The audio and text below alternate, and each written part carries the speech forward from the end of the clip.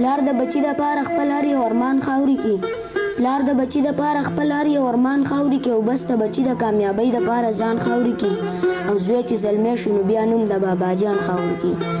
غریب دیاړي کوي د خلکو ستغس پوری هم او پاتیا 100 روپۍ د خوړ نه دیړي پوری هم او په مزدورۍ لپاسه څه خبرې نورې هم وي پس دوی تعلیم کوي په خپل در په در ګرځېږي دی غم له نه ورکوي غریب به سر به بر ګرځېږي بچی به مور ساتي په خپله به نهر ګرځېږي ځان سره سوچ کوي پټکی به مې د سر جوړ شي ځان سره سوچ کوي پټکی به مې د سر جوړ شي زه خو مزدور یم خدای به غټ افسر جوړ شي یا انجینیر به شي او یا به غټ ډاکټر جوړ شي الله ته جاړي چې د ده نه ښه انسان جوړ شوی